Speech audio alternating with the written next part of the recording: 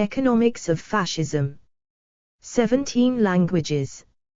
Historians and other scholars disagree on the question of whether a specifically fascist type of economic policy can be said to exist. David Baker argues that there is an identifiable economic system in fascism that is distinct from those advocated by other ideologies, comprising essential characteristics that fascist nations shared. 1. Payne, Paxton, Sternhal et al. Argue that while fascist economies share some similarities, there is no distinctive form of fascist economic organization. 2, 3, 4. Gerald Feldman and Timothy Mason argue that fascism is distinguished by an absence of coherent economic ideology and an absence of serious economic thinking. They state that the decisions taken by fascist leaders cannot be explained within a logical economic framework. 5. Fascist movements tended to not have any fixed economic principles other than a general desire that the economy should help build a strong nation.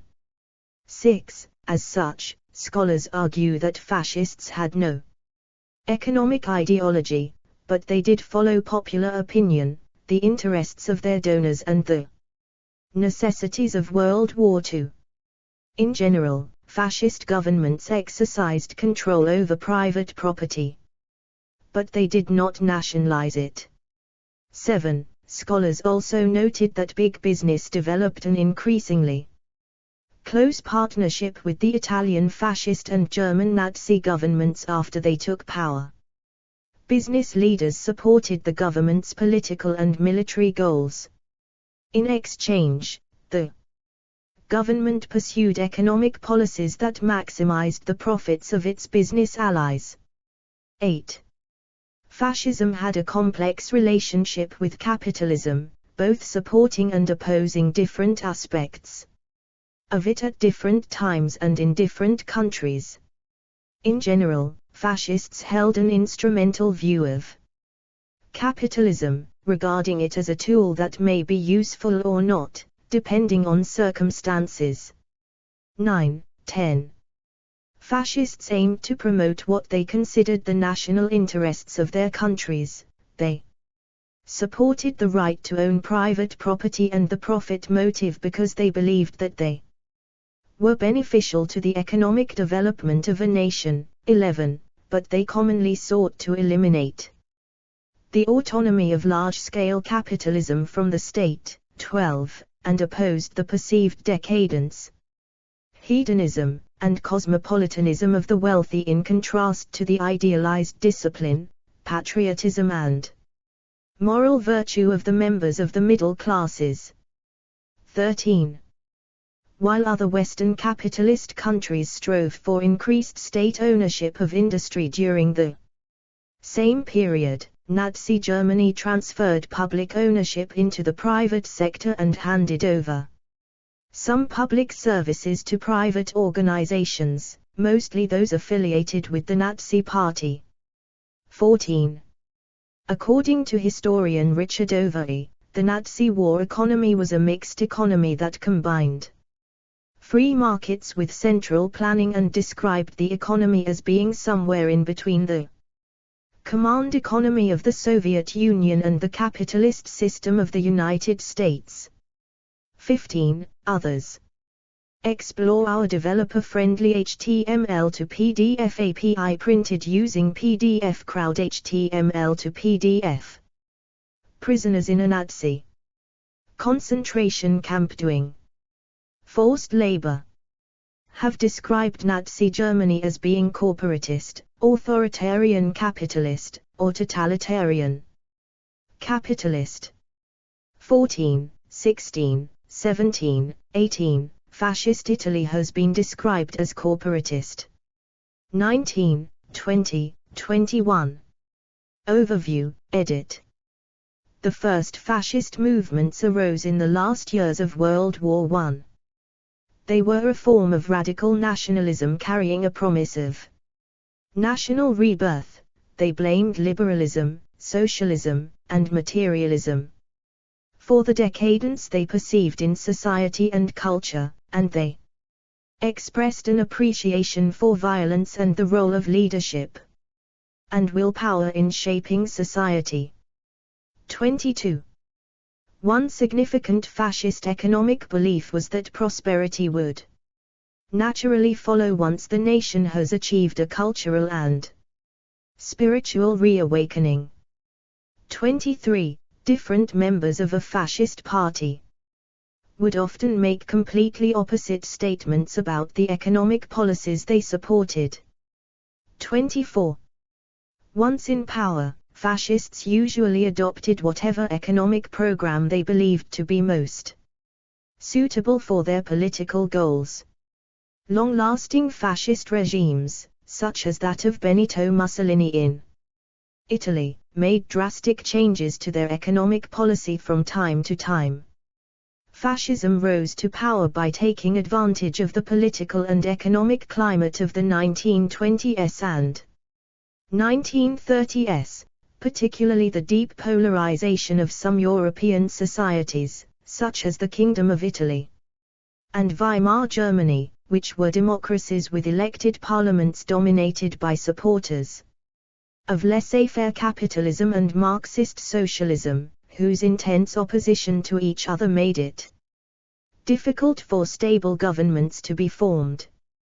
25. Fascists used this situation as an argument against democracy, which they viewed as ineffective and weak. 26. Fascist regimes generally came into existence in times of crisis, when economic elites, landowners and business owners feared that a revolution or uprising was imminent.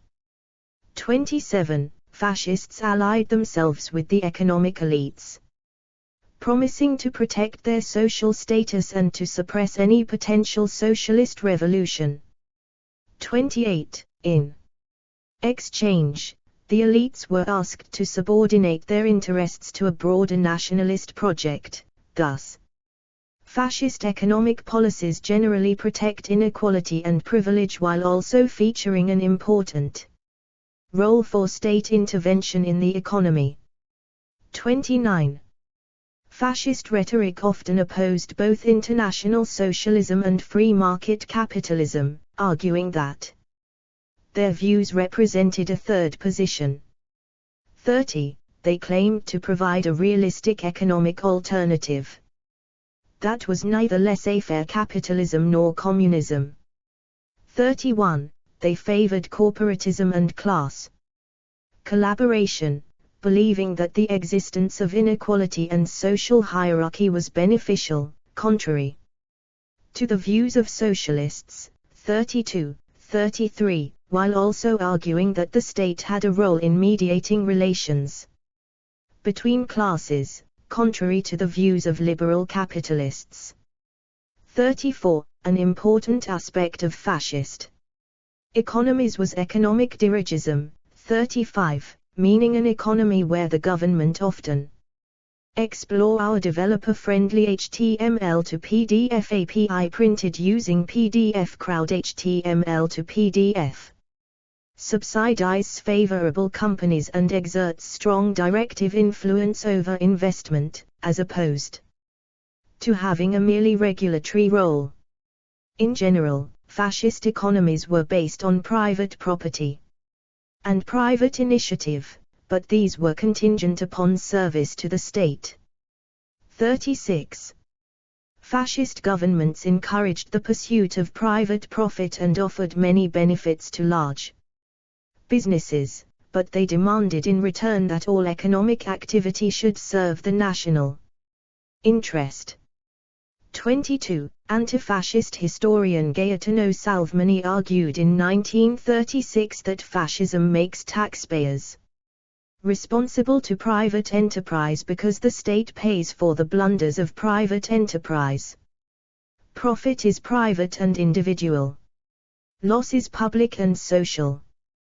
37. Stanley Payne argues that fascist movements defended the principle of private property because they held it to be inherent to the freedom and spontaneity of the individual personality, but that they also aimed to eliminate the autonomy or in some cases the existence of large-scale capitalism. 38. Georgian Kuczynski characterizes a fascist economy as a type of monopoly capitalism, which preserves the fundamental traits of capitalist production, such as the fact that production is carried out for the market by privately owned firms which employ workers for a certain wage. 39. He argues that fascism is nothing but a particular form of government within capitalist society. 40. Which features a major role for the state, as was also the case in some early capitalist societies of previous centuries. 41. Fascism operated from a social Darwinist view of human relations that idolizes the seemingly strongest individuals and represses the weaker individuals. 29. In terms of economic practice, this meant promoting the interests of successful businessmen while destroying trade unions and other organizations of the proletarian.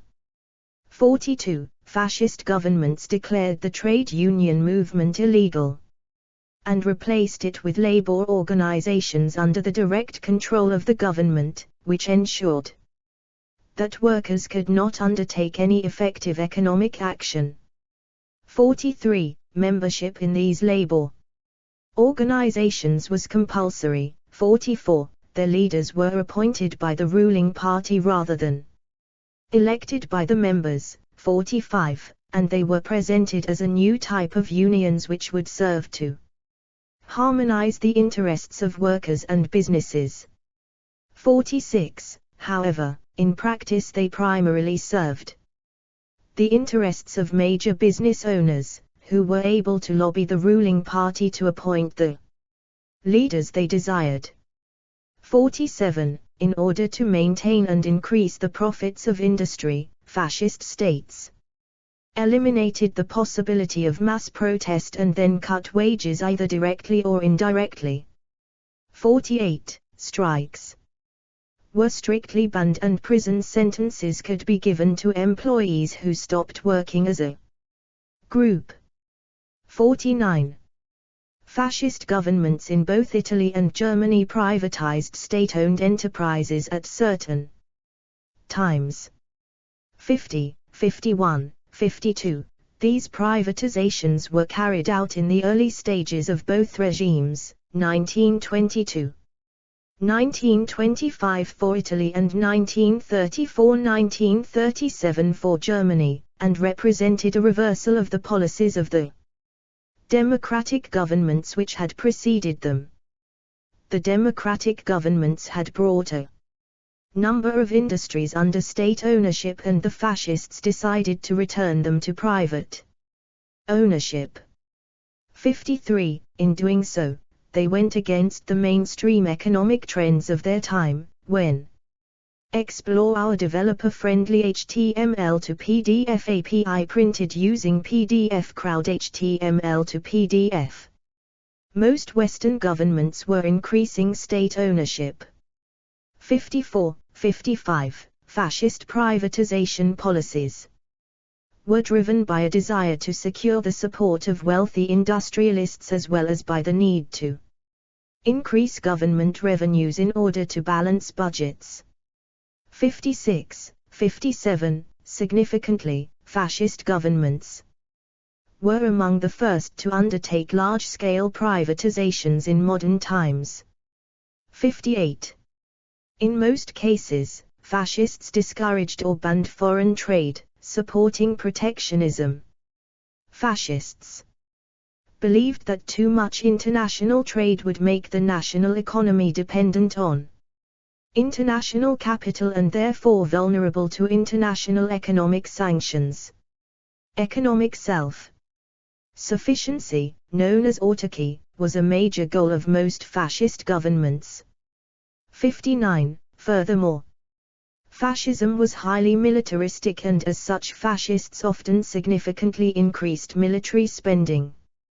Recruitment into the military was one of the main policies used by fascist governments to reduce unemployment.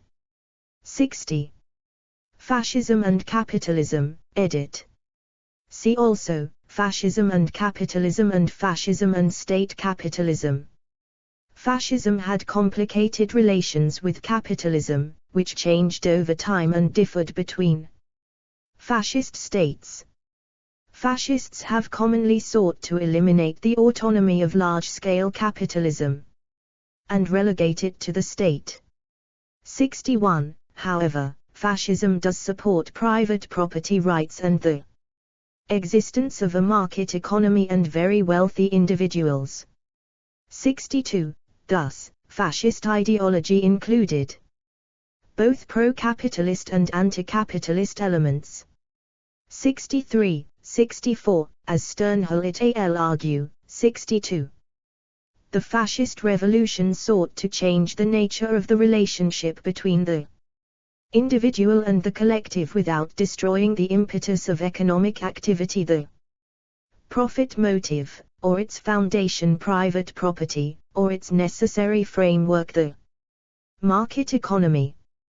This was one aspect of the novelty of fascism. The fascist revolution was supported by an economy determined by the law of markets. In practice, the economic policies of fascist governments were largely based on pragmatic goals rather than ideological principles, and they were mainly concerned with building a strong national economy, promoting autarky, and being able to support a major war effort. 65, 66, 67. Political Economy of Fascist Italy, edit. Main article, Economy of Italy under Fascism. The National Fascist Party of Benito Mussolini came to power in Italy in 1922 at the end of a period of social unrest. Working class activism was at a high point, militant trade unions were organizing increasingly frequent strikes to demand workers' rights, and the Italian Socialist Party was making significant electoral gains. This caused widespread fear among Italian business circles and part of the middle class, who believed that a communist revolution was imminent. 68. With the traditional Explore our developer-friendly HTML to PDF API printed using PDF Crowd HTML to PDF. Right-wing parties appearing incapable of dealing with the situation, King Victor Emmanuel III turned to the young fascist movement, which he considered to hold a hardline right-wing orientation, by violently suppressing strikes, and appointed Benito Mussolini prime minister. 68. Soon after his rise to power, Mussolini defined his economic stance by saying, "The fascist government will accord full freedom to private enterprise and will abandon all intervention in private economy." 69. Specifically, during the first 4 years of the new regime under a multi-party coalition government, 1922–1925, the fascists had a generally laissez-faire economic policy under the finance minister Alberto De Stefani, a former stalwart leader in the Centre Party. 70. Free competition was encouraged, and De Stefani initially also reduced taxes, regulations and trade restrictions on the whole. 71. De Stefani reduced government expenditure and balanced the budget. Some previous legislation introduced by the socialists, such as the inheritance tax, was repealed. 72. During this period, prosperity increased, and by mid-1920s industrial production had passed its wartime peak. But this was accompanied with inflation. 73. Overall, this was a period when fascist economic policy mostly followed classical liberal lines, with the added features of attempting to stimulate domestic production, rather than foreign trade, and balancing the budget. 74. This was also a period when the Italian fascist government undertook a large-scale privatization policy, which was among the first such policies in the modern world. 75. Fascist Italy was the only country that sold state-owned enterprises and assets to private firms in the 1920s. The next country to adopt this approach was Nazi Germany in the 1930s. 76. The Italian privatizations included the sale of most state-owned telephone networks and services as well as the former state monopoly on match sale. The state monopoly on life insurance was eliminated. The metal machinery firm Ansaldo was returned to private ownership, after having been nationalized by the previous government, and private firms were awarded concessions to set up tolls on motorways. 77. Nevertheless, once Mussolini acquired a firmer hold of power, laissez-faire was progressively abandoned in favor of government intervention. Free trade was replaced by protectionism, and economic objectives were increasingly couched in exhortations and military terminology.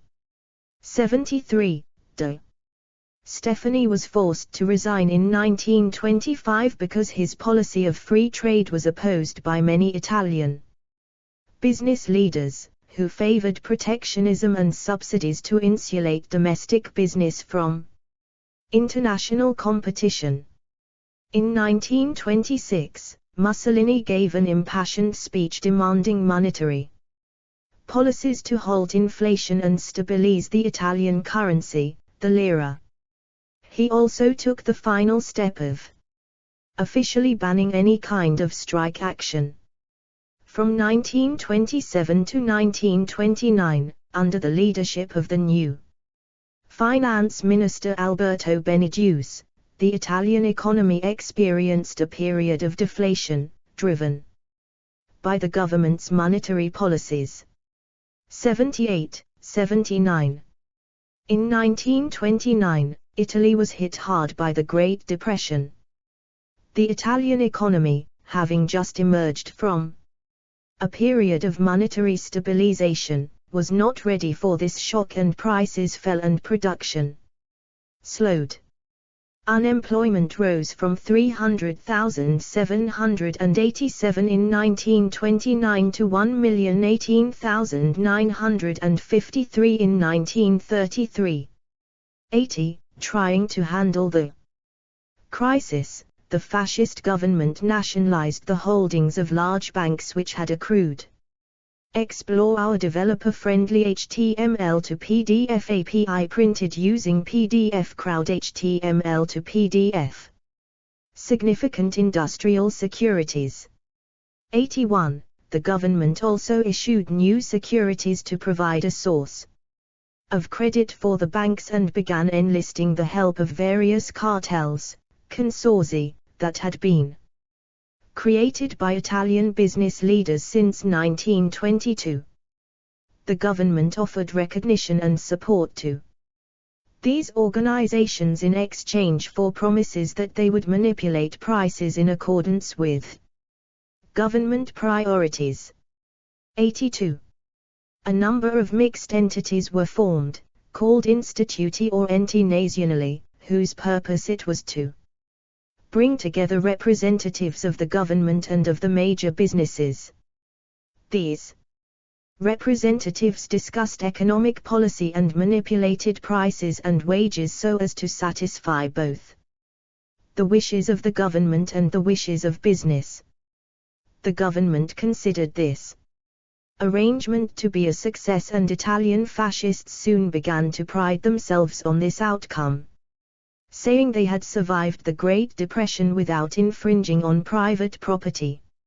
In 1934, the fascist Minister of Agriculture said, while nearly everywhere else private property was bearing the major burdens and suffering from the hardest blows of the Depression, in Italy, thanks to the actions of this fascist government, private property not only has been saved, but has also been strengthened. 83. This economic model based on a partnership between government and business was soon extended to the political sphere in what came to be known as corporatism. Dubious discuss, from 1934 onwards, believing that Italy could have avoided the Great Depression if it had not been linked to international markets. Mussolini insisted that autarky should be one of the primary goals of his government's economic policy. To this end, the fascists began to impose significant tariffs and other trade barriers. 84. In 1934, Mussolini boasted that 3/4 of Italian businesses is in the hands of the state. 85. 86. Various banking and industrial companies were financially supported by the state. One of Mussolini's first acts was indeed to fund the metallurgical trust Ansaldo to the height of 400 million liras. Following the deflation crisis which started in 1926, banks such as the Banco di Roma, the Banco di Napoli or the Banco di Sicilia were also assisted by the state. 87. In 1933, Mussolini created the Istituto per la Ricostruzione Industriale, II, with the special aim of rescuing floundering companies. By 1939, the II controlled 20% of the Italian industry through government-linked companies, GLCs, including 75% of pig iron production and 90% of the shipbuilding industry. 88. Mussolini also adopted a Keynesian policy of government spending on public works to stimulate the economy. Between 1929 and 1934, public works spending tripled to overtake defense spending as the largest item of government expenditure. 89. At this time, Mussolini said about Keynes that, despite the latter's prominent position as a liberal, his work may be considered a useful introduction to fascist economics. 90. Italian fascists also expressed great interest in the works of neoclassical economist Vilfredo Pareto. 91. Pareto had argued that democracy was an illusion and that a ruling class always emerged and enriched itself. For him, the key question was how actively the rulers ruled, and for this reason he called for a drastic reduction of the state and welcomed Explore our developer-friendly HTML to PDF API printed using PDF Crowd HTML to PDF. Mussolini's rule as a transition to this minimal state so as to liberate the pure economic forces. 92. Fascist intellectuals were determined to foster economic development in order for the economy to attain its productive maximum. They believed that their historic responsibility was to develop to its ultimate conclusion the creative elements that remain alive in capitalism. 93.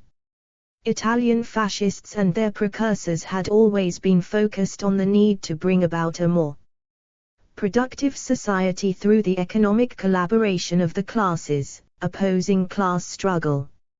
94. They believed in the critical importance of economic productivity as a revolutionary force, and they were productivists, rather than distributionists. 95. Nevertheless, the fascist government also made efforts to appear concerned with the real interests of its subjects in order to create a consensual, charismatic regime and to render the masses of the peninsula governable. 96. Fascist ideologues argued that the discontent of the lower classes represented a potential threat to the well-being, the internal security, the power and the existence of the state, and therefore measures had to be taken to alleviate this discontent. 97. They also argued that a minimal concern for the well-being of the labor force served the national interest, by improving productive potential. 97. For these reasons, the government pursued a complex social welfare and assistance program, which compared favorably with the more advanced European nations despite the lower level of industrial development on the Italian peninsula. 98. In 1935, following the Italian invasion of Ethiopia, the League of Nations imposed trade sanctions on Italy. This forced Italy to achieve autarky immediately and strengthened Mussolini's belief that economic self-sufficiency was vital to national security. The sanctions did not have their intended effects because the Italian government had already begun restricting trade and preparing for autarky. In particular, Italy imposed a severe ban on most imports and the government sought to persuade consumers to buy Italian-made products. For instance, it launched the slogan Preferite il prodotto italiano, buy Italian produce. 99. In May 1935, the government compelled individuals and businesses to turn over all foreign-issued securities to the Bank of Italy, Banca d'Italia. On 15. July 1936, the economic sanctions on Italy were lifted, but the fascists continued to insist on economic isolation. Throughout the 1930s, the Italian economy maintained the corporatist model that had been established during the Great Depression. At the same time, Mussolini had also growing ambitions of extending Italy's foreign influence through both diplomacy and military intervention. After the invasion of Ethiopia, Italy began supplying both troops and equipment to the Spanish nationalists under General Francisco Franco, who were fighting in the Spanish Civil War against a leftist government.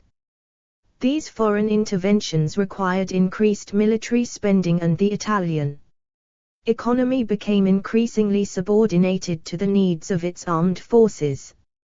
By 1939, Italy had the highest percentage of state-owned enterprises after the Soviet Union.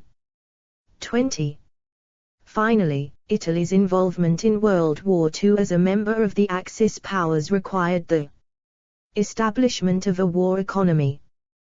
This put severe strain on the corporatist model since the war.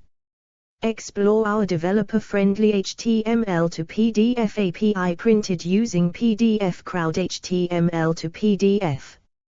Quickly started going badly for Italy and it became difficult for the government to persuade business leaders to finance what they saw as a military disaster. The Allied invasion of Italy in 1943 caused the Italian political structure and the economy to rapidly collapse.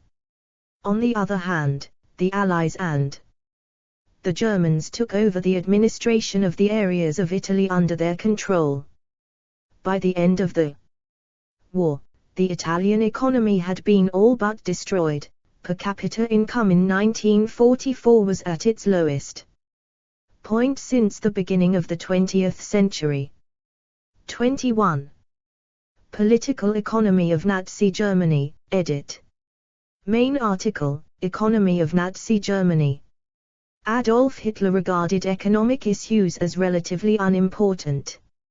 In 1922, Hitler proclaimed that world history teaches us that no people has become great through its economy but that a people can very well perish thereby, and later concluded that the economy is something of secondary importance. 100. Hitler and the Nazis held a very strong idealist conception of history, which held that human events are guided by small numbers of exceptional individuals following a higher ideal. They believed that all economic concerns, being purely material, were unworthy of their consideration. Hitler went as far as to blame all previous German governments since Bismarck of having subjugated the nation to materialism by relying more on peaceful economic development instead of expansion through war. 101. For these reasons, the Nazis never had a clearly defined economic program.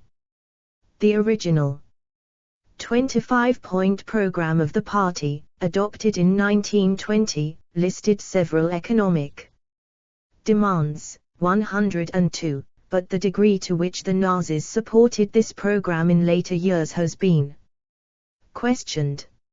Several attempts were made in the 1920s to change some of the program or replace it entirely. For instance, Gottfried Feder proposed a new 39-point program, 1924, that kept some of the old planks, replaced others and added many completely new ones. 103. Hitler refused to allow any discussion of the party program after 1925, ostensibly on the grounds that no discussion was necessary because the program was inviolable and did not need any changes. At the same time, Hitler also never voiced public support for the program, and many historians argue that he was in fact privately opposed to it. Hitler did not mention any of the planks of the program in his book Mein Kampf and only talked about it in passing as the so-called program of the movement. 104. Hitler called his political party National Socialist, but he was clear to point out that his interpretation of socialism has nothing to do with Marxian socialism, saying that Marxism is anti-property, true socialism is not. 105. At a later time, Hitler said, socialism. That is an unfortunate word altogether. What does socialism really mean? If people have something to eat and their pleasures, then they have their socialism. 106. He also expressed a wish that he had called his party Social Revolutionary instead. 107. Explore our developer-friendly HTML to PDF API printed using PDF Crowd HTML to PDF. Hitler made very different statements about his economic views on different occasions, and at one point was quoted as saying, "I had only to develop logically what social democracy failed. National Socialism is what Marxism might have been if it could have broken its absurd ties with a democratic order. Why need we trouble to socialize banks and factories? We socialize human beings." 108. At another point, Hitler said in private that I absolutely insist on protecting private property. In this sense, we must encourage private initiative. 109. On yet another occasion, he qualified that statement by saying that the government should have the power to regulate the use of private property for the good of the nation. 110. In spite of this, he later asserted, "It is my firm conviction that property rights must be unconditionally respected. Any tampering with them would eliminate one of the most vital incentives to human activity and would jeopardize future endeavor." 111. Hitler clearly believed that the lack of a precise economic program was one of the Nazi Party's strengths, saying, "The basic feature of our economic theory is that we have no theory at all." 112. Hitler's political beliefs drew heavily upon social Darwinism, the view that natural selection applies as much to human society as it does to biological organisms. 113. Hitler believed that history was shaped by a violent struggle between nations and races, and that a nation needed to be united under a strong, centralized state led by an heroic leader in order to succeed in this struggle, and that individuals within a nation battled with each other for survival, and that such ruthless competition was good for the health of the nation because it promoted superior individuals to higher positions in society. 114. Pre-war economy, 1933–1939, edit. Before World War II, the Nazis placed non-Nazi party professionals in charge of economic policy. Hitler appointed Jalmar Maskert, a former member of the German Democratic Party, as chairman of the Reichsbank in 1933 and Minister of Economics in 1934. At first, Skert continued the economic policies introduced by the government of Kurt von Schleicher in 1932 to combat the effects of the Great Depression. These policies were mostly Keynesian, relying on large public works programs supported by deficit spending, such as the construction of the Autobahn, to stimulate the economy and reduce unemployment, which stood at 30% in early 1933. There was a major reduction in unemployment over the following years, while price controls prevented the recurrence of inflation.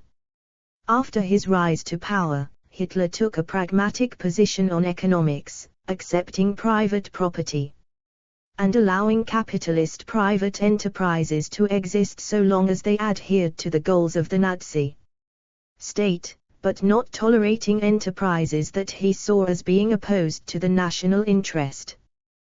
115.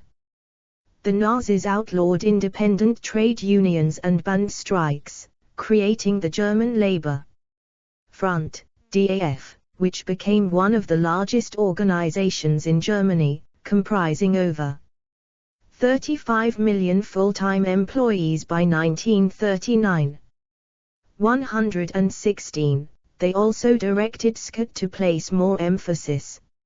Explore our developer-friendly HTML to PDF API printed using PDF Crowd HTML to PDF on military production and rearmament. After the Nazi takeover in 1933, Germany slowly began to recover from the Great Depression. Several economists, such as Michael Kalecki, have seen the German recovery as an example of military Keynesianism. However, others have noted that the bulk of the German military build-up occurred after 1936 when the economic recovery was well underway. Citation needed. In the 1930s, Nazi Germany transferred many companies and services from state ownership into the private sector, while other Western capitalist countries were moving in the opposite direction and strove for increased state ownership of industry. 117.14. In most cases, this was a return to the private sector of firms which had been taken into state ownership by the democratic government of the Weimar Republic as a result of the Great Depression. 118. The firms returned to private ownership by the Nazi government belonged to a wide range of sectors: steel, mining, banking, local public utilities, shipyards, ship lines, railways, etc. 119. And in addition, some public services began to be provided by semi-private entities that were connected to the Nazi Party rather than the German state. 120. There were two primary reasons for the Nazi privatization policy. First, especially in the early years of the Nazi regime, it was used as a way to build good relations between the government and business interests. 121. Second, the Nazi government greatly increased public expenditure, especially on military rearmament and infrastructure projects. Existing sources of Revenue were not sufficient to cover the new expenses, so the government was forced to sell assets in order to gain funds. 122. In June 1933, the Reinhard program was introduced. It was an extensive infrastructure development project that combined indirect incentives, such as tax reductions, with direct public investment in waterways, railroads and highways. 123. The Reinhard program was followed by other similar initiatives, with the result that between 1933 and 1936 the German construction industry was greatly expanded. In 1933, only 666,000 Germans worked in construction, and by 1936, the number had increased to 2 million. 124. In particular, road construction was expanding at a very rapid pace. This was part of Hitler's war preparations, as Germany needed a state-of-the-art highway system in order to be able to move troops and materials quickly. As a side effect, cars and other forms of motorized transport became increasingly attractive to the population, therefore the German car industry also experienced a boom in the 1930s. 125. While the ideology of the Nazi Party was founded on the principle of inequality between races and advocated a war of racial conquest, it also promised social welfare and other benefits for racially pure, able-bodied Germans who supported its aims. 126. As such, the Nazi German government established an agency called the National Sozialistische Volkswohlfahrt, NSV, National Socialist People's Welfare, to achieve its goal of racially directed social welfare. Hitler instructed NSV Chairman Erich Hilgenfeld to see to the disbanding of all private welfare institutions, in an effort to direct who was to receive social benefits. 127. Under this selective welfare structure, Nazi administrators were able to mount an effort towards the cleansing of their cities of asocials, who explore our developer-friendly HTML to PDF API printed using PDF Crowd HTML to PDF, were deemed unworthy of receiving assistance for various reasons. 128. Underlining the importance of nationality and race, Joseph Goebbels, the Nazi propaganda minister, claimed in 1944, "We and we alone, the Nazis, have the best social welfare measures. Everything is done for the nation." 129. In 1936, military spending in Germany exceeded 10% of GNP, higher than any other European country at the time. Military investment also exceeded civilian investment from 1936 onwards. Armaments dominated government expenditures on goods and services. 130. That year also represented a turning point for German trade policy, as world prices for raw materials, which constituted the bulk of German imports, were on the rise. At the same time, world prices for manufactured goods, Germany's chief exports, were falling. The result was that Germany found it increasingly difficult to maintain a balance of payments. A large trade deficit seemed almost inevitable, but Hitler found this prospect unacceptable. Thus Germany, following Italy's lead, began to move away from partially free trade in the direction of economic self-sufficiency. 131. Unlike Italy, Germany did not strive to achieve full autarky, even though in May 1933 Hitler's regime had defaulted unilaterally on Germany's foreign debt along with a decree for sweeping capital controls that made it difficult to engage in foreign trade. 132. Hitler was aware of the fact that Germany lacked reserves of raw materials and full autarky was therefore impossible, thus he chose a different approach. The Nazi government tried to limit the number of its trade partners and, when possible, only trade with countries within the German sphere of influence. A number of bilateral trade agreements were signed between Germany and other European countries, mostly countries located in southern and southeastern Europe, during the 1930s.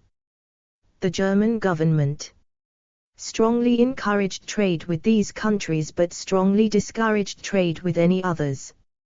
133. By the late 1930s, the aims of German trade policy were to use economic and political power to make the countries of southern Europe and the Balkans dependent on Germany. The German economy would draw its raw materials from that region and the countries in question would receive German manufactured goods in exchange. Already in 1938, Yugoslavia, Hungary, Romania, Bulgaria and Greece transacted 50% of all their foreign trade with Germany. 134. Throughout the 1930s, German businesses were encouraged to form cartels, monopolies and oligopolies, whose interests were then protected by the state. 135. In his book, Big Business in the Third Reich, Arthur Schweitzer states, monopolistic price fixing became the rule in most industries, and cartels were no longer confined to the heavy or large-scale industries. Cartels and quasi-cartels, whether of big business or small, set prices, engaged in limiting production, and agreed to divide markets and classify consumers in order to realize a monopoly profit. 136. In the same book, Schweitzer details the triangular power structure that existed between the Nazi Party, Big Business and the generals in 1936. Within a few years of Hitler's accession, middle class socialism had been defeated, collective bargaining had been banned and unions had been. Explore our developer-friendly HTML to PDF API printed using PDF Crowd HTML to PDF. Outlawed, large companies were favored over small businesses. Shortly after Hitler became Chancellor, Germany refused to pay its reparation payments as was mandated in the Versailles Treaty. It also diverted large sums of money to rearmament, which violated that treaty. This had the support of the generals and the business community since their profits were guaranteed on these orders. Big Business developed an increasingly close partnership with the Nazi government as it became increasingly organized. 137. Under Jalmarskott, a policy was introduced whereby certain nations who traded with Germany, such as the United States, had to deal with special banks. Foreign currency was deposited in these institutions and Americans were paid for their goods, especially raw materials, in scrips that could only be redeemed for German goods in kind. These scrips soon declined in value as they were not truly fungible and many were used by travelers to Germany in the mid-1930s. Scott was able to build up foreign currency reserves for later use. 138. Wartime Policies, 1939–1945, edit. See also, Forced Labor in Germany during World War II and Hunger Plan. Initially, the outbreak of World War II did not bring about any large changes in the German economy. Germany had spent 6 years preparing for war, and a large portion of the economy was already devoted to military production. Unlike most other governments, the Nazis did not increase direct taxes by any significant amount in order to fund the war. The top income tax rate in 1941 was 13.7% in Germany as opposed to 23.7% in Great Britain. 139. During the war, as Germany acquired new territories, either by direct annexation or by installing puppet governments in defeated countries, these new territories were forced to sell raw materials and agricultural products to German buyers at extremely low prices. Hitler's policy of Lebensraum, living space, strongly emphasized the conquest of new lands in the east and the exploitation of these lands to provide cheap goods to Germany. However, in practice the intensity of the fighting on the Eastern Front and the Soviet scorched earth policy meant that the Germans found little they could use. On the other hand, a large quantity of goods flowed into Germany from conquered lands in the West. For example, 2/3 of all French trains in 1941 were used to carry goods to Germany. Norway lost 20% of its national income in 1940 and 40% in 1943. 140. From 1939 to 1941, when the Molotov-Ribbentrop Pact was in effect, there was trade between Nazi Germany and the Soviet Union. The Soviet Union provided raw materials and Germany provided finished industrial goods. In the first year, Nazi Germany received 1 million tons of cereals, 500,000 tons of wheat, 900,000 tons of oil, 100,000 tons of cotton, 500,000 tons of phosphates and at least 1 million tons of soybeans. 141. Some of the Nazi-Soviet trade included machine tools for manufacturing munitions, the cruiser Lützow, plans of the Bismarck, heavy naval guns and other gear, and some 30 of Germany's latest warplanes, including the Messerschmitt fighters 109 and 110 and the Ju-88 dive bombers. 141. In addition, the Soviets explore our developer-friendly HTML to PDF API printed using PDF Crowd HTML to PDF. Received diesel engines, generators, turbines, locomotives and samples of German artillery, tanks, explosives, chemical warfare equipment. 142, 141. This trade ended abruptly in June 1941, when Germany invaded the Soviet Union.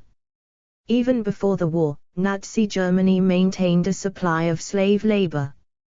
This practice started from the early days of labor camps of undesirables, German, unzuverlässige element, such as the homeless, homosexual and criminals, as well as political dissidents, communists, Jews and anyone that the regime wanted out of the way. As the war progressed, the use of slave labor experienced massive growth. Prisoners of war and civilian undesirables were brought in from occupied territories.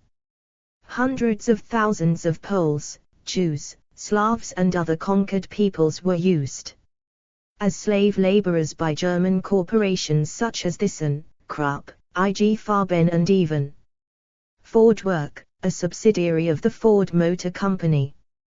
143. By 1944, slave labor made up 1/4 of Germany's entire workforce, and the majority of German factories had a contingent of prisoners.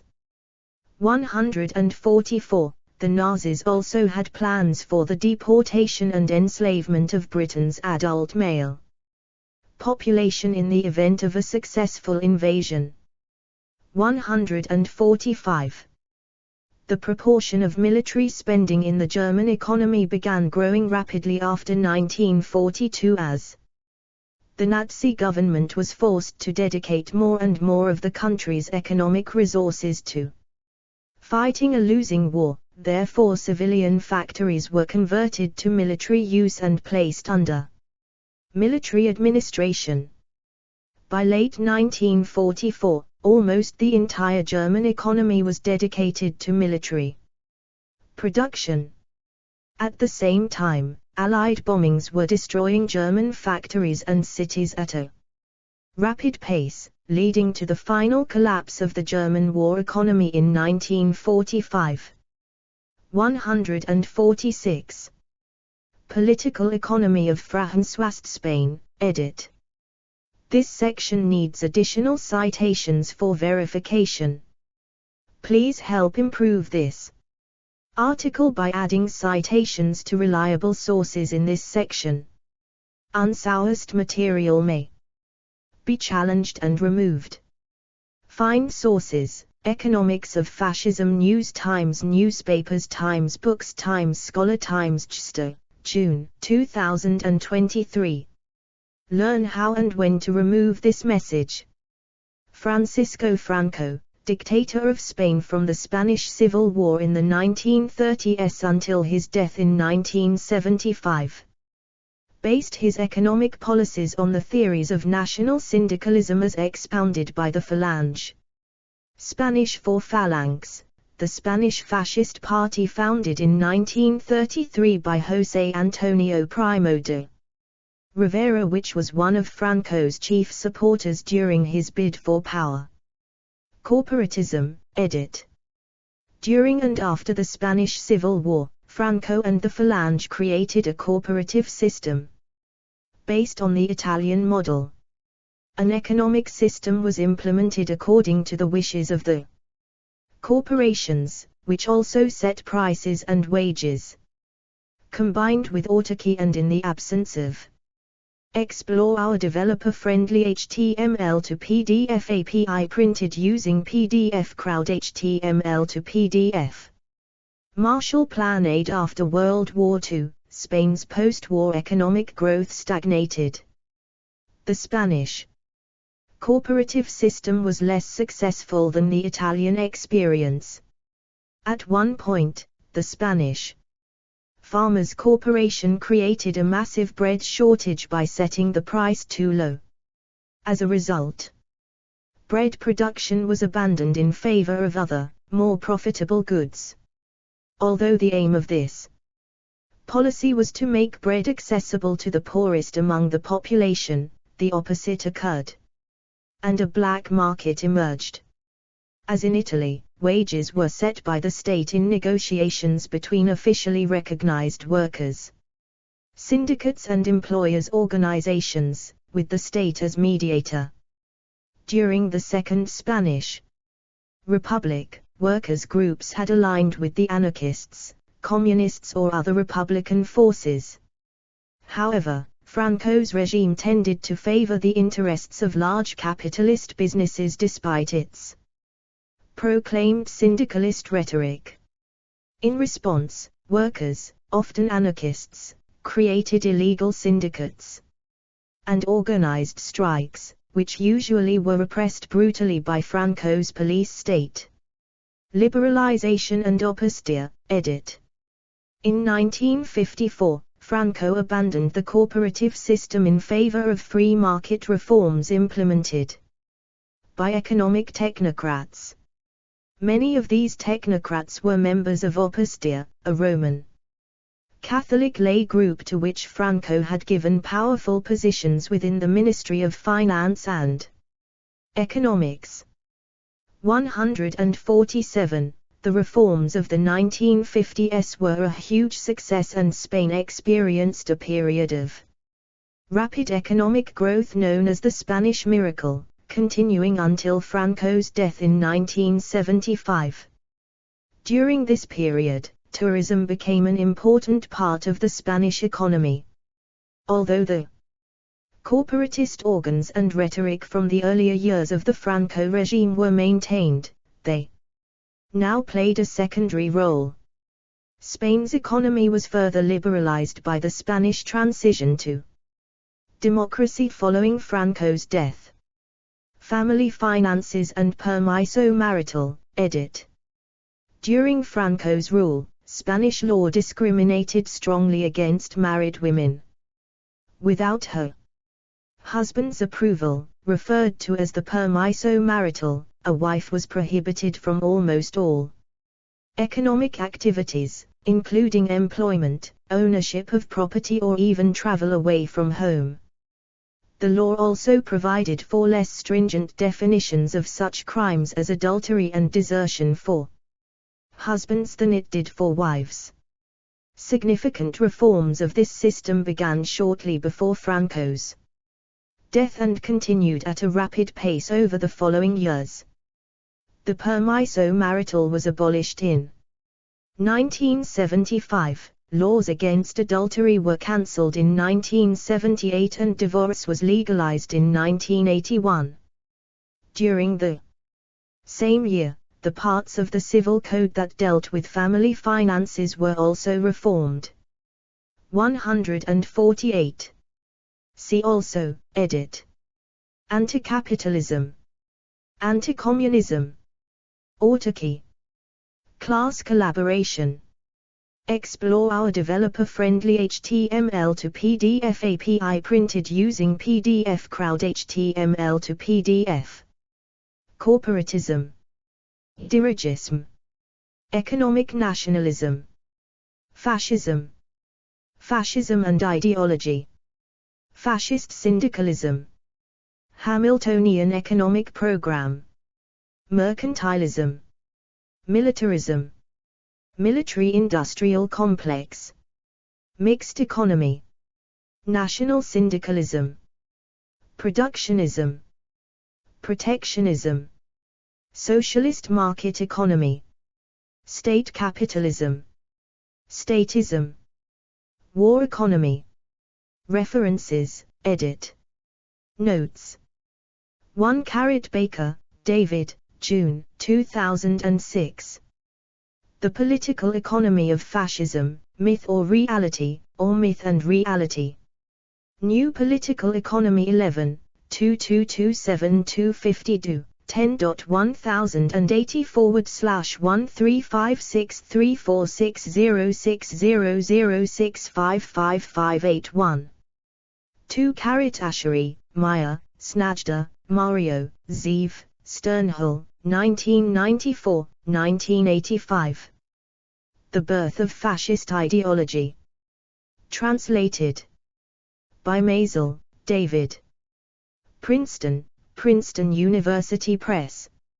ISBN 9780691044866. 3 Payne, Stanley G. 1995.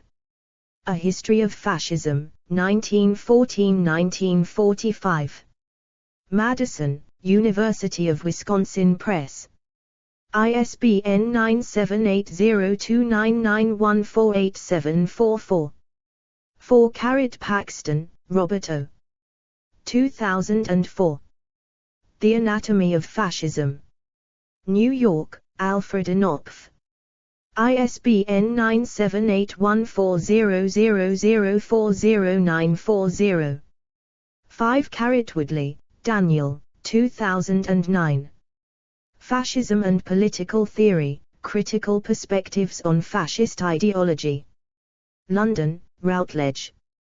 p. 161. ISBN 9781135248802.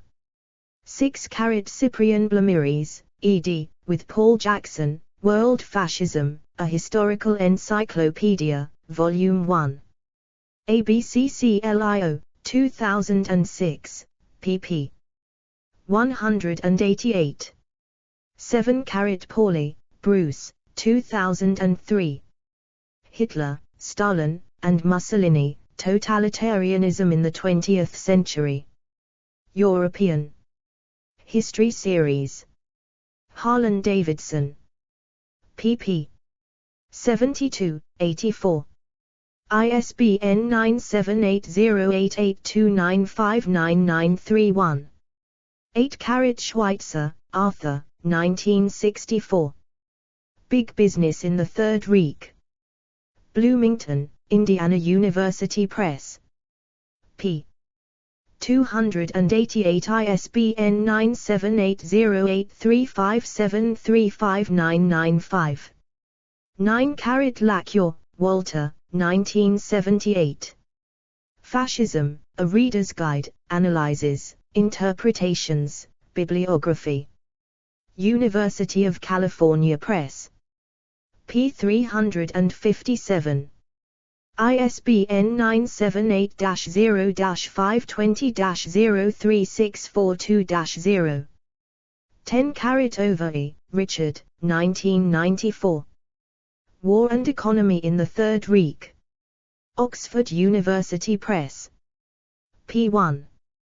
ISBN 978-0-19-820290-5. 11. Lackure, Walter, 1978. Fascism, A Reader's Guide, Analyses, Interpretations, Bibliography. University of California Press. p. 20, 357. ISBN 978-0-520-03642-0. 12. Payne, Stanley G. 1995. A History of Fascism, 1914–1945. University of Wisconsin Press. p. 10. ISBN 978-0-299-14870-6. Retrieved 7 February 2022. What fascist movements had in common was the aim of a new functional relationship for the social and economic systems, eliminating the autonomy, or, in some proposals, the existence of large-scale capitalism and major industry, and creating a new communal or reciprocal productive relationship through new priorities, ideals, and extensive government control and regulation. Explore our developer-friendly HTML to PDF API printed using PDF Crowd HTML to PDF. 13. Lackure, Walter, 1978. Fascism, A Reader's Guide, Analyses, Interpretations, Bibliography. University of California Press. ISBN 978-0-520-03642-0. p. 19–20. 14. ABC Bell, Germa, April, 2006. Against the Mainstream, Nazi Privatization in 1930s Germany. PDF. Economic History Review. 63, 1. University of Barcelona, 3do, 10.1111/J.1468. 0289.2009.00473.x. HDL, 2445/11716. S2 SID 1544866694. Archived from the original, PDF, on 20 July 2011. Retrieved 6 July 2024. 15. Overy, Richard, 2006. Why the Allies Won. London, Random House. ISBN 978-1-84595-065-1. 16. Azar, August 2007. The Return of Authoritarian Great Powers. Foreign Affairs. 86, 4. Council on Foreign Relations, 5969. JSTOR 20032415. 17 Fuchs, Christian, the 29th of June, 2017. The relevance of Franz L. Newman's critical theory in 2017. Anxiety and Politics in the New Age of Authoritarian Capitalism, PDF. Media, Culture and Society. 40. 5779791 10.11344718772147 S2 SID 1497057889. Retrieved 8 July 2020. 18 The Economic System of Corporatism. San Jose University Department of Economics. Archived from the original on 12 July 2020. Retrieved 2 October 2021. 19 Cardam, Nuckett, 1980. A Comparative Analysis of Corporatism in Nazi Germany and Fascist Italy. Thesis. University of British Columbia. 20 A.B. Patricia Knight, Mussolini and Fascism, Routledge, UK, ISBN 0-415-27921-6, p. 65. 21 A.B. Adrian Lyttelton, Editor, Liberal and Fascist Italy, 1900-1945, Oxford University Press, 2002. pp. 13. 22 A.B. Alexander J. de Grand, Fascist Italy and Nazi Germany, Routledge, 1995, ISBN 0-415-33629-5. pp. 57. 23 William G. Welk, Fascist Economic Policy, Harvard University Press, 1938. pp. 38-39. 24 Henry Turner, German Big Business and the Rise of Hitler, 1985, pp. 61-68. 25 Alexander J. de Grand, Fascist Italy and Nazi Germany, Routledge, 1995, ISBN 0-415-33629-5, pp. 15-16. 26 John Weiss, The Fascist Tradition, Harper and Row, New York, 1967. pp. 15. 27 Joseph A. Layton, Social Philosophies in Conflict, D. Appleton Century Company, 1937. pp. 10-11. 28 Alexander J. de Grand, Fascist Italy and Nazi Germany, Routledge, 1995, ISBN 0-415-33629-5, pp. 16-17. 29 A.B. Alexander J. de Grand, Fascist Italy and Nazi Germany, Routledge, 1995, ISBN 0-415-33629-5. pp. 47.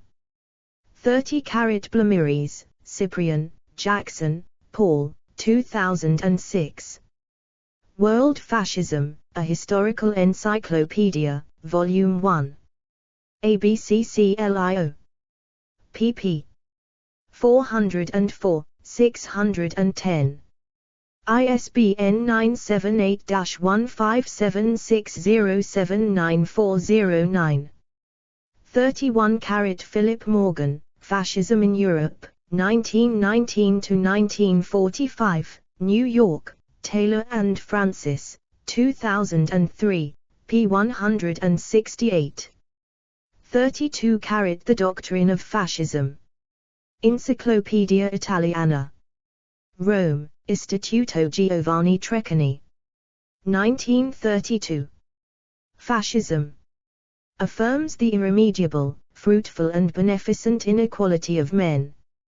33 John Weiss, The Fascist Tradition, Harper and Row, New York, 1967. pp. 14. 34 Calvin B. Hoover, The Paths of Economic Change, Contrasting Tendencies in the Modern World, The American Economic Review, Volume 25, No. 1, Supplement, Papers and Proceedings of the 47th Annual Meeting of the American Economic Association. March, 1935, pp. 13-20. 35 Tibor Ivan Berend, An Economic History of 20th Century Europe, Cambridge University Press. 2005, p. 93. Explore our developer-friendly HTML to PDF API printed using PDF Crowd HTML to PDF.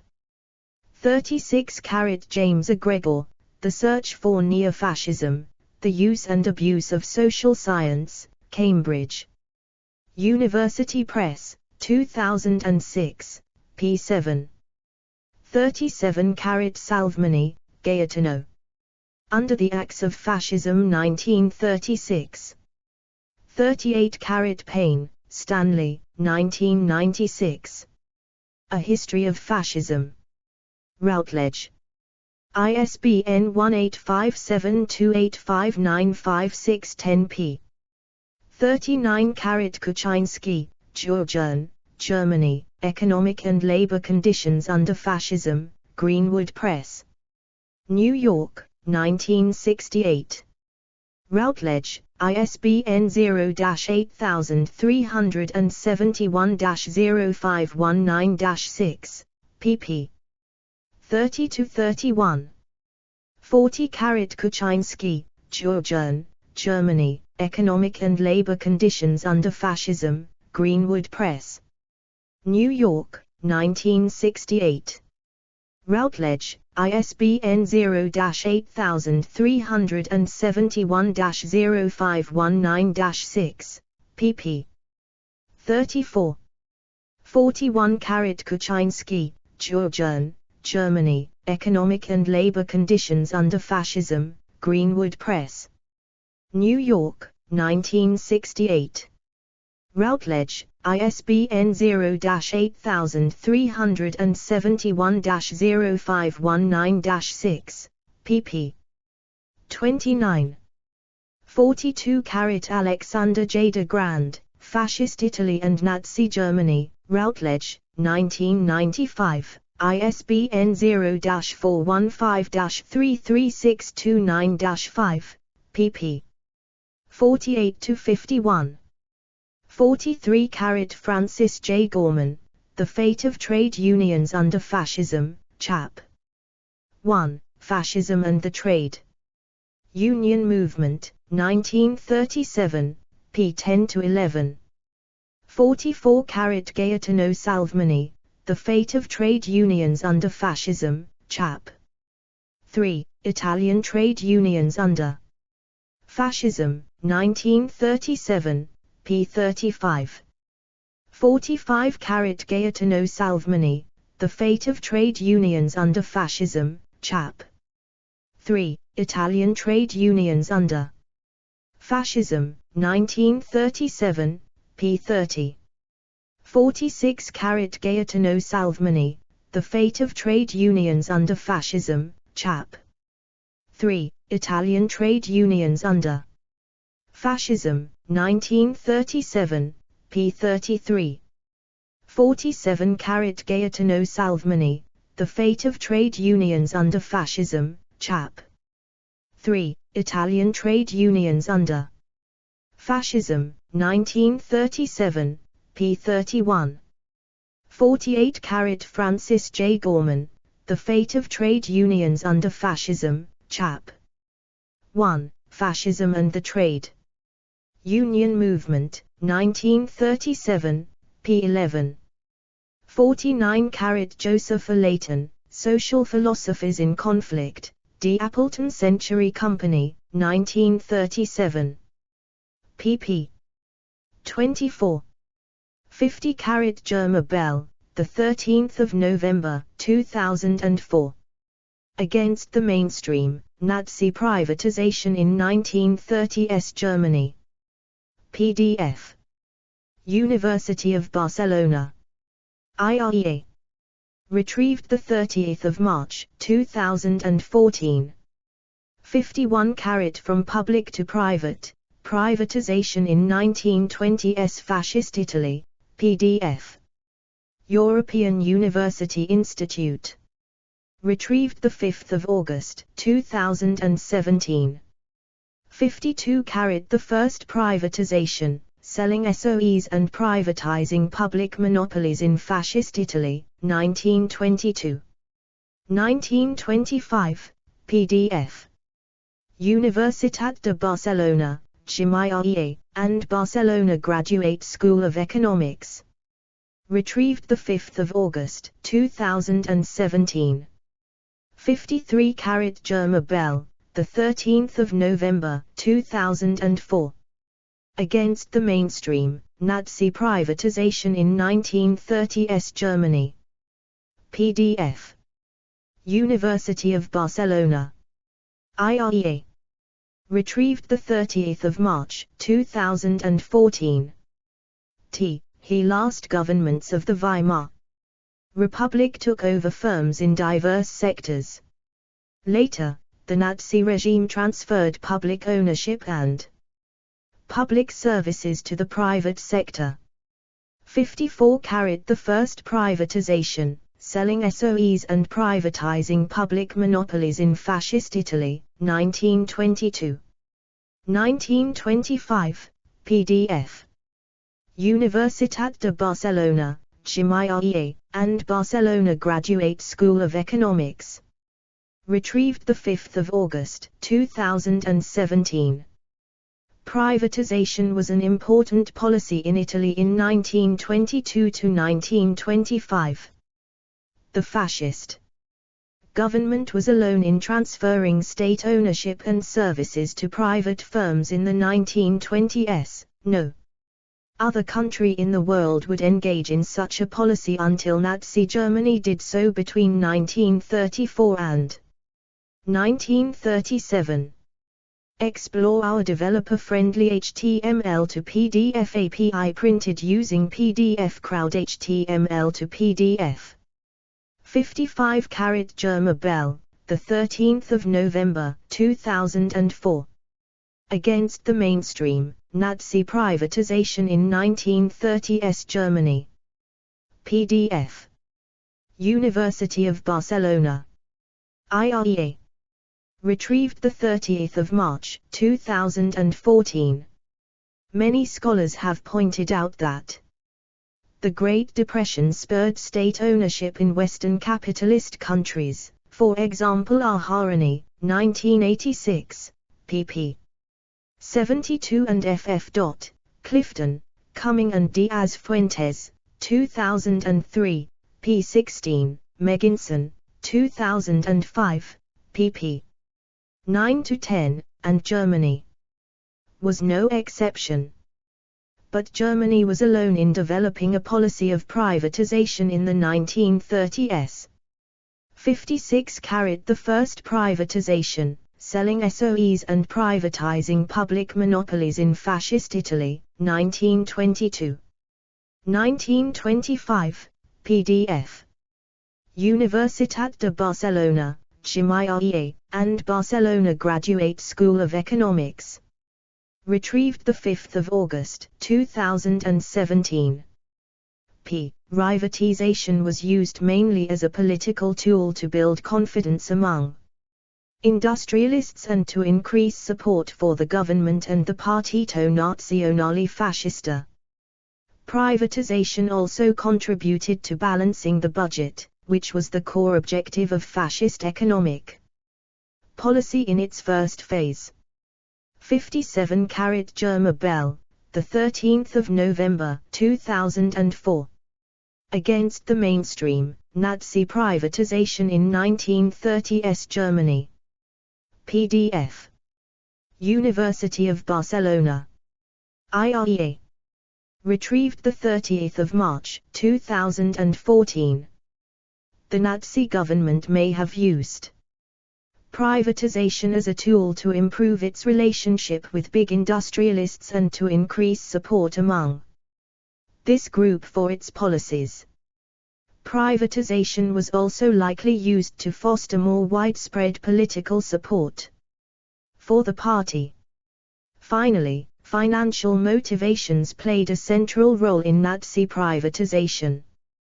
The proceeds from privatization in 1934–37 had relevant fiscal significance, no less than 1.37% of total fiscal revenues were obtained from selling shares in public firms.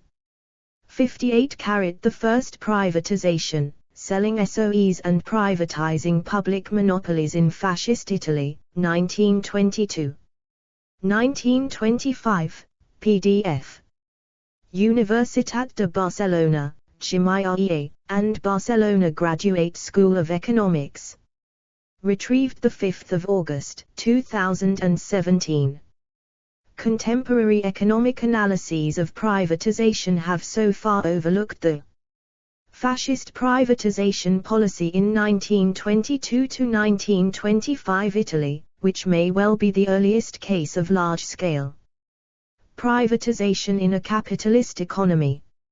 59 Alexander J. de Grand, Fascist Italy and Nazi Germany, Routledge, 1995, ISBN 0-415-33629-5, pp. 60–61. 60 Francis J. Gorman, The Fate of Trade Unions Under Fascism, Chap. 1, Fascism and the Trade Union Movement, 1937, p. 11–12. 61 Payne, Stanley G., Fascism, Comparison and Definition. Madison, Wisconsin, London, University of Wisconsin Press, 1980, p. 162. 62 A. B. Sternhull, Zeev, Mario Snajder and Maya Asheri. The Birth of Fascist Ideology, From Cultural Rebellion to Political Revolution, Princeton, New Jersey, Princeton University Press, 1994, 7. 63 Butchheim, Christoph, Skinner, Jonas, June, 2006. The Role of Private Property in the Nazi Economy, The Case of Industry. The Journal of Economic History. 66, 2408-409. 64 William G. Welk, Fascist Economy Policy, An Analysis of Italy's Economic Experiment, Harvard University Press, 1938. pp. 35. 65 Robert O. Paxton, The Anatomy of Fascism, Random House, 2004, pp. 141–142, 145. 66 Stanley G. Payne, A History of Fascism, 1914–1945, University of Wisconsin Press, 1996, pp. 187. 188, 226. 67 Joseph W. Bendersky, A Concise History of Nazi Germany, Roman and Littlefield Publishers, 2014. pp. 104. 68 A. B. Joseph A. Layton, Social Philosophies in Conflict, D. Appleton Century Company, 1937. pp. 11. 69 Carl T. Schmidt, The Corporate State in Action, Italy Under Fascism, Oxford University Press, 1939. pp. 115. Explore our developer-friendly HTML to PDF API printed using PDF Crowd HTML to PDF. 70 Howard M. Sachar, The Assassination of Europe, 1918–1942, A Political History, Toronto, Canada. University of Toronto Press, 2015, p. 48. 71 Sheldon Richman, Fascism. 72 William G. Welk, Fascist Economy Policy, An Analysis of Italy's Economic Experiment, Harvard. University Press, 1938. pp. 160–161. 73 A. B. Patricia Knight, Mussolini and Fascism, Routledge 2003 page 64. 74 William G. Welk, Fascist Economy Policy, An Analysis of Italy's Economic Experiment, Harvard. University Press, 1938. pp. 163. 75 From Public to Private, Privatization in 1920s Fascist Italy, PDF. European University Institute. Retrieved 5 August 2017. Contemporary economic analyses of privatization have so far overlooked the fascist privatization policy in 1922–1925 Italy, which may well be the earliest case of large-scale privatization in a capitalist economy. 76 From Public to Private, Privatization in 1920s Fascist Italy, PDF. European University Institute. Retrieved 5 August 2017. The fascist government was alone in transferring state ownership and services to private firms in the 1920s. No other country in the world would engage in such a policy until Nazi Germany did so between 1934 and 1937. 77 From Public to Private, Privatization in 1920s Fascist Italy, PDF. European University Institute. Retrieved 5 August 2017. Mussolini's government privatized the state monopoly on match sale, and suppressed the state monopoly of life insurance. It sold most state-owned telephone networks and services to private firms, reprivatized the metal machinery firm Ansaldo and awarded concessions for tolled motorways to private firms. 78 William G. Welk, Fascist Economy Policy, An Analysis of Italy's Economic Experiment, Harvard. University Press, 1938. pp. 165. 79 Adrian Lyttelton, Editor, Liberal and Fascist Italy, 1900–1945, Oxford University Press, 2002. pp. 75. 80 William G. Welk, Fascist Economy Policy, An Analysis of Italy's Economic Experiment, Harvard. University Press, 1938. pp. 166. 81 Gaetano Salvemini, Italian Fascism. London, Victor Gollancz Limited, 1938. 82 William G. Welk, Fascist Economy Policy, An Analysis of Italy's Economic Experiment, Harvard. University Press, 1938. pp. 169. 83 Carl T. Schmidt, The Corporate State in Action, Italy under Fascism, Oxford University Press, 1939. pp. 129–30. 84 William G. Welk, Fascist Economy Policy, An Analysis of Italy's Economic Experiment, Harvard. University Press, 1938. pp. 172. 85 Carl Schmidt, The Corporate State in Action London, Victor Gollancz Limited, 1939, pp. 15376. 86 Gianni Toniolo, editor, The Oxford Handbook of the Italian Economy Since Unification, Oxford, UK. Oxford University Press, 2013, p. 59. Mussolini's speech to the Chamber of Deputies was on the 26th of May, 1934. 87 Daniel Guerin, Fascism and Big Business, Chapter 9, 5th Section, p. 197 in the 1999 Sileps editions. 88 Martin Blinkhorn, Mussolini and Fascist Italy, 2nd edition, New York, N.Y., Routledge, 1991, p. 26. 89 Farrell, Nicholas, Mussolini, A New Life, Sterling Publishing, 2005, page 233. Explore our developer-friendly HTML to PDF API printed using PDF Crowd HTML to PDF. 90 James Strachey Barnes, Universal Aspects of Fascism, Williams and Norgate, London, UK, 1928, pp. 113 to 114.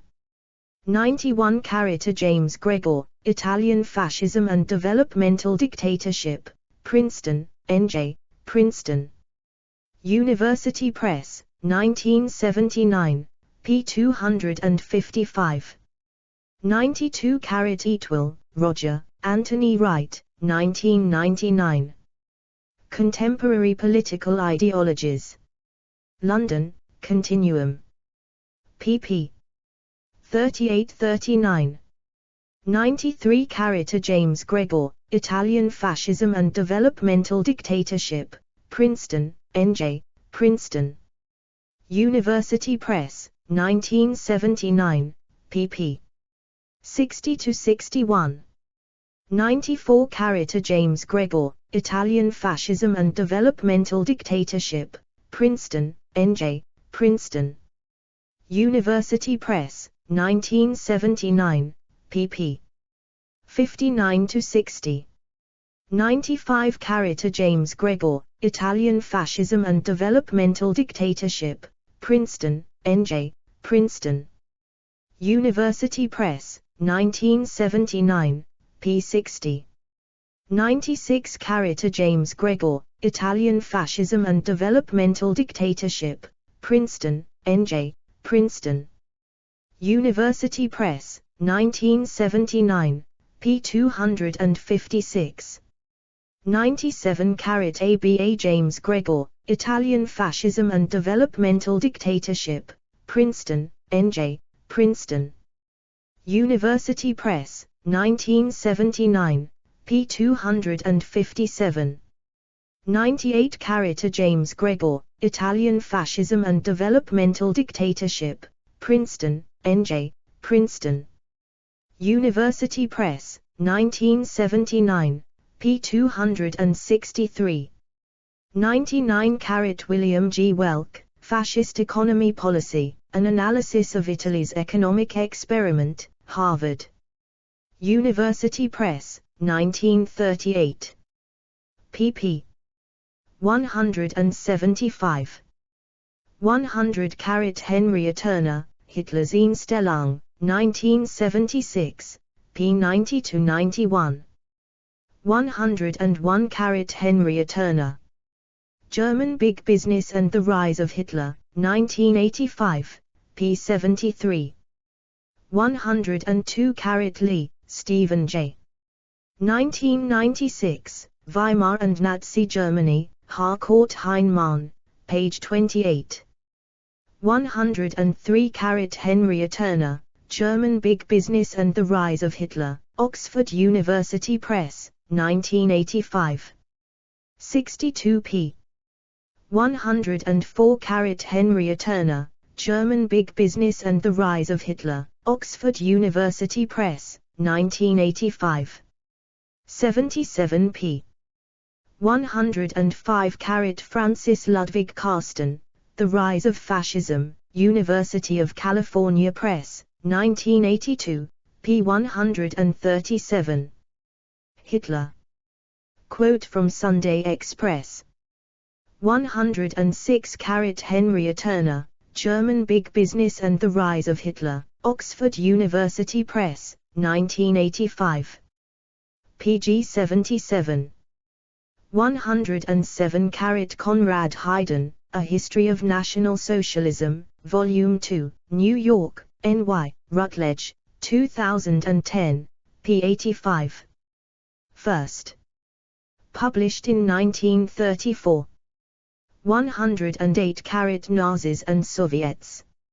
Archived the 11th of May, 2008 at the Wayback Machine.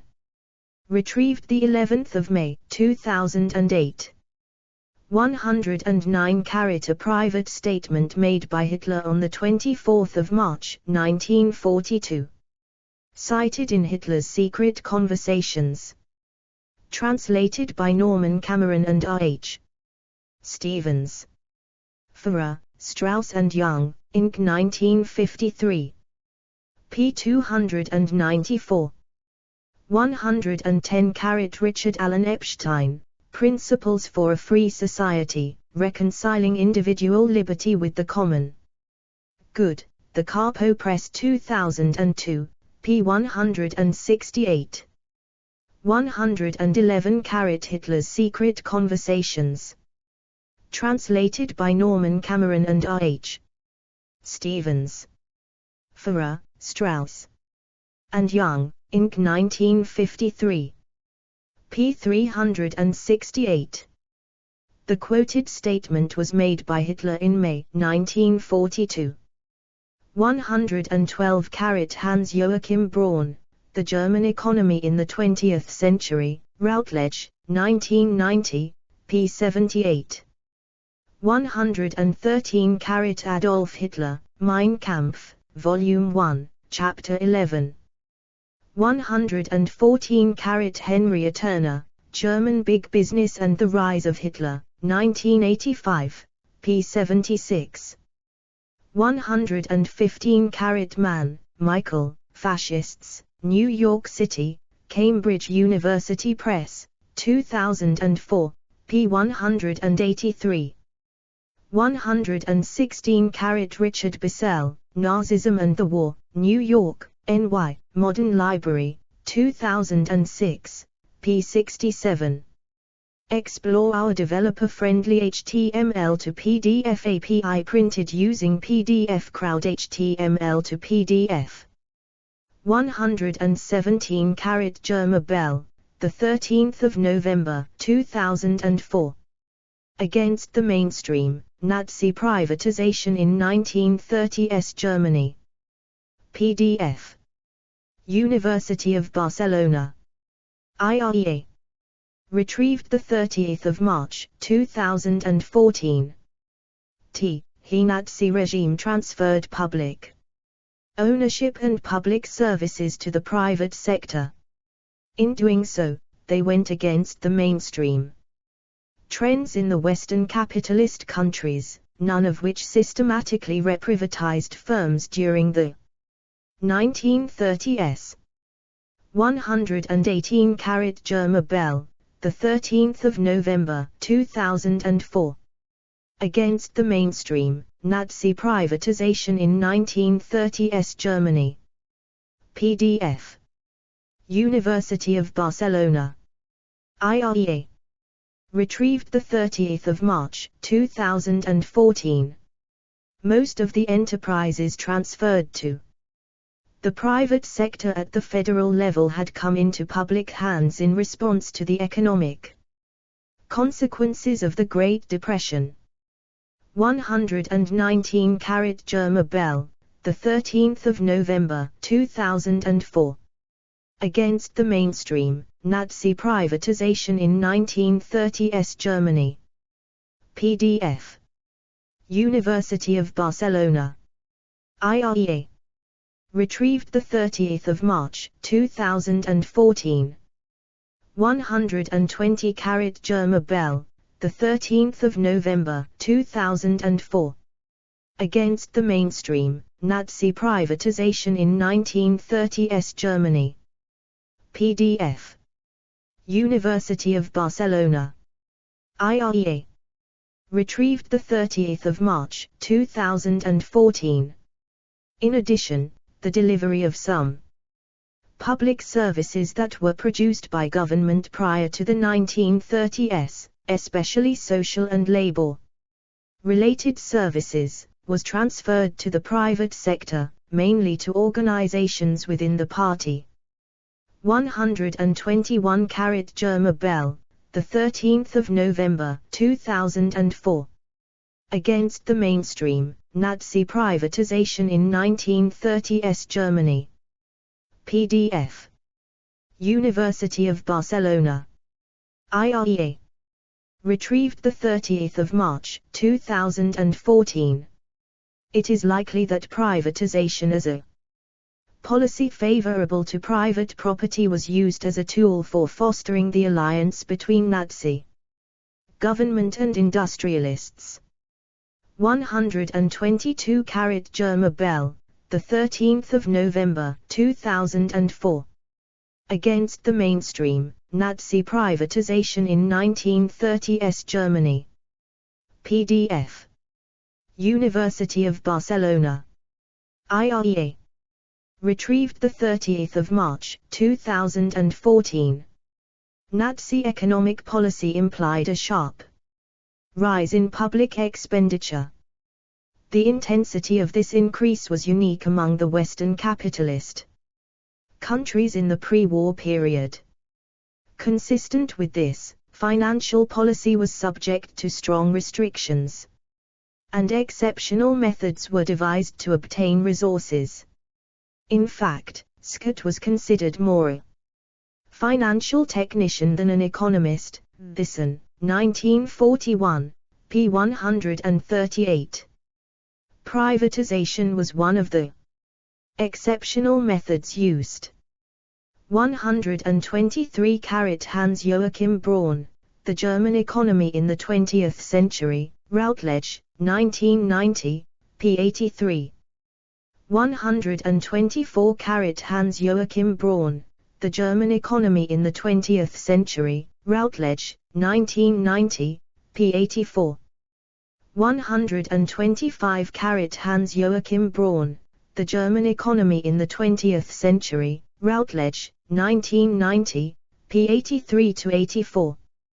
126 Gottseli, Hitler's Beneficiaries, Plunder, Racial War, and the Nazi Welfare State, New York, N.Y. Metropolitan Books, 2007, p. 13. 127 Martina Stibber and Bernhard Gotto, Visions of Community in Nazi Germany, Social Engineering and Private Lives, Oxford, UK, Oxford University Press, 2014, p. 92, 2p. 128 Michael G. Ear, Sheila Fitzpatrick, Beyond Totalitarianism, Stalinism and Nazism Compared. Cambridge University Press, 2009, p. 147.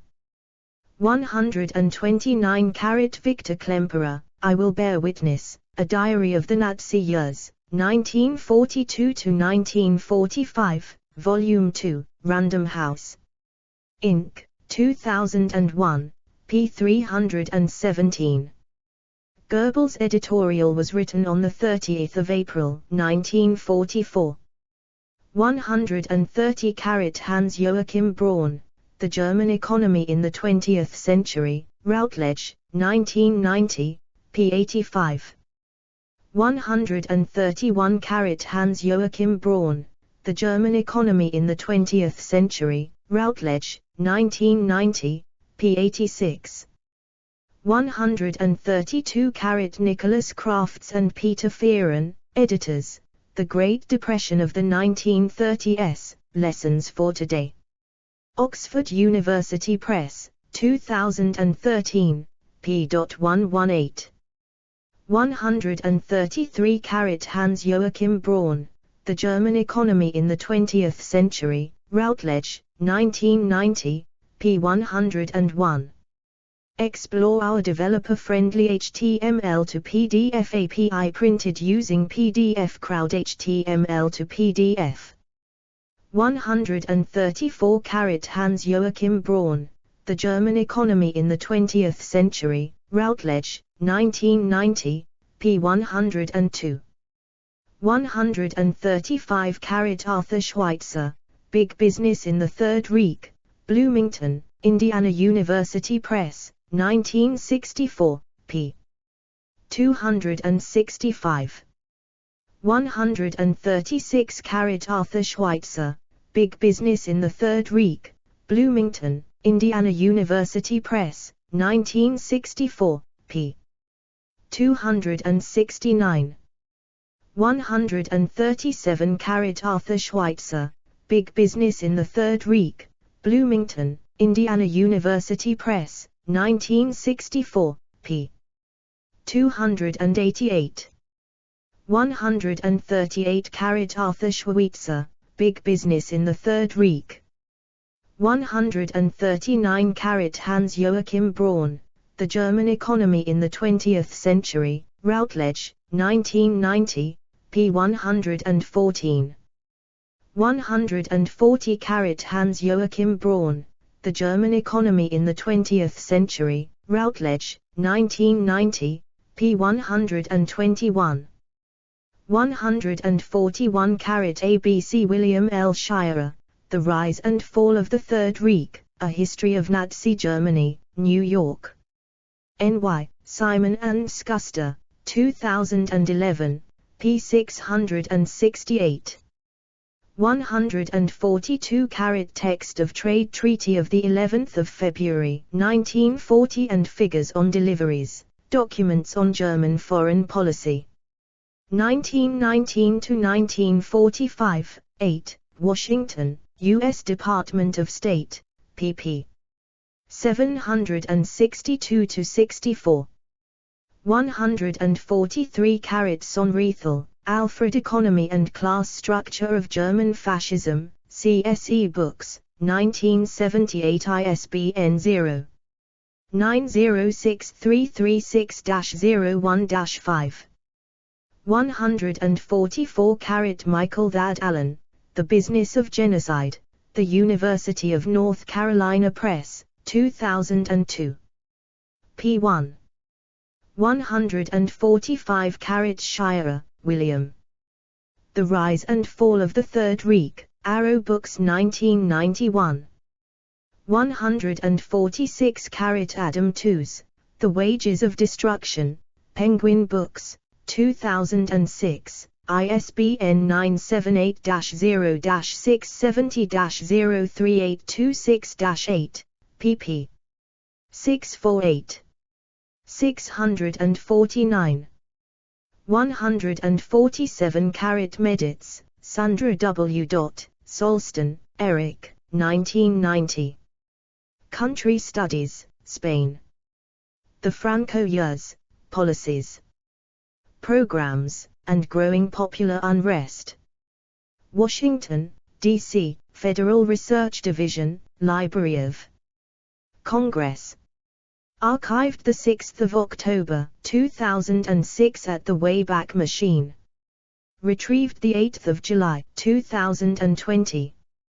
148 Meditz, Sandra W. Solston, Eric, 1990. Country Studies, Spain. Social Values and Attitudes. Washington, D.C., Federal Research Division, Library of Congress. Archived 6 October 2006 at the Wayback Machine. Retrieved 8 July 2020. Bibliography. Adler, Les K., and Thomas G. Patterson. Red Fascism, The Merger of Nazi Germany and Soviet Russia in The American Image of Totalitarianism. American Historical Review 75, April 1970 1046 64 Inchster.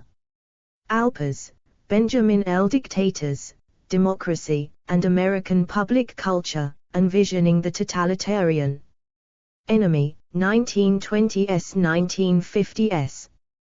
University of North Carolina Press. 2003. Baker, David, The Political Economy of Fascism, Myth or Reality, or Myth and Reality.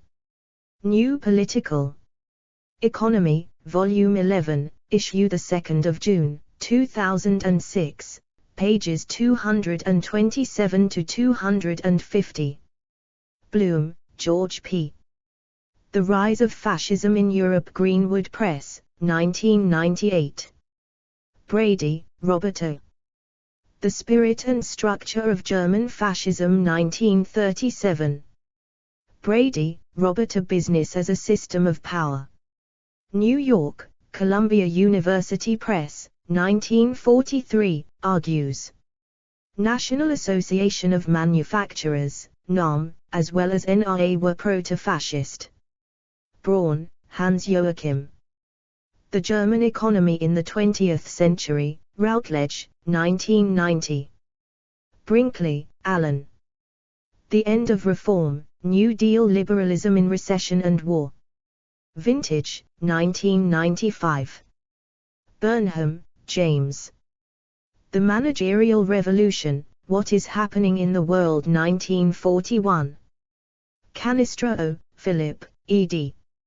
Historical Dictionary of Fascist Italy, Greenwood Press, 1982. Explore our developer-friendly HTML to PDF API printed using PDF Crowd HTML to PDF. De Grand, Alexander J. Fascist Italy and Nazi Germany, Routledge, 1995. Diggins, John P. Mussolini and Fascism, The View from America. Princeton University Press, 1972. Falk, Richard. Will the Empire Be Fascist, the Transnational Foundation for Peace and Future. Research, 24 March, 2003, 1. Fewer, Louis S. American Travelers to the Soviet Union 1917–1932, The Formation of a Component of New Deal Ideology. American Quarterly 14, June, 1962 11949 St. Griffin, Roger. The Nature of Fascism, London, Routledge, 1993.